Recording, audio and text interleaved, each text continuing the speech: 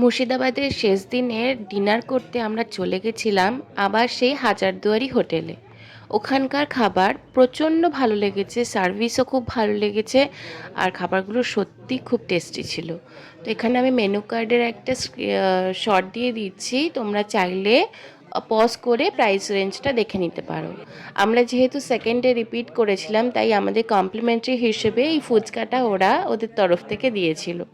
খুবই কিউটলি ওরা সার্ভ করেছিল। একটা গ্লাসের মধ্যে টক জল দিয়ে ফুচকাটা উপরে বসিয়ে দিয়ে ওরা সার্ভ করেছিল। তো আমি এখানে টক জল দিয়ে ফুচকাটা একটু টেস্ট করে নিচ্ছি। সত্যি বলতে এরকম কমপ্লিমেন্টারি ফুড পেতে বেশ ভালোই লাগে, মনটা একটু খুশি খুশি হয়ে যায়।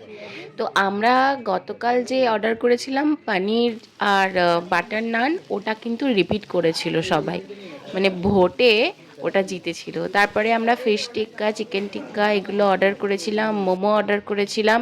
প্রত্যেকটা খাবারই খুব টেস্টি ছিল এবং অ্যামাউন্ট অনুযায়ী কিন্তু মানে কোয়ান্টিটিটাও বেশ ভালো ছিল। তো আমি এখানে একটু টেস্ট করে নিচ্ছিলাম।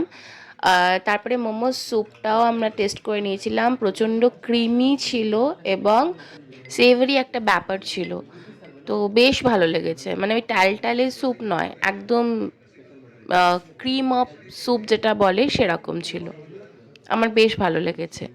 তারপরে আমি প্লেটে নিয়ে নিয়েছিলাম মাটন বিরিয়ানি, চিকেন টিক্কা মশালা, বাটার নান। এই ছিল হচ্ছে আমার ডিনার। মানে এত কিছু অর্ডার করা হয়েছিল, তার মধ্যে মোটামুটি আমি এই জিনিসটা নিয়ে নিয়েছিলাম। আমি যেহেতু মাটন বিরিয়ানিটা একটু বেশিই ভালোবাসি, তাই মুর্শিদাবাদ গিয়েও মাটন বিরিয়ানিটা ছাড়তে পারলাম না। টেস্ট করে দেখলাম সত্যি খুব ভালো হয়েছিল।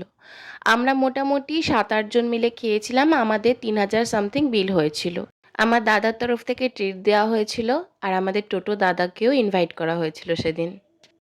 আশা করি পেটুক পৃথা চ্যানেলের ব্লগগুলো তোমাদের ভালো লাগছে, তাহলে প্লিজ চ্যানেলটি সাবস্ক্রাইব করে রেখো আর নোটিফিকেশান বেলটা ক্লিক করে রেখো।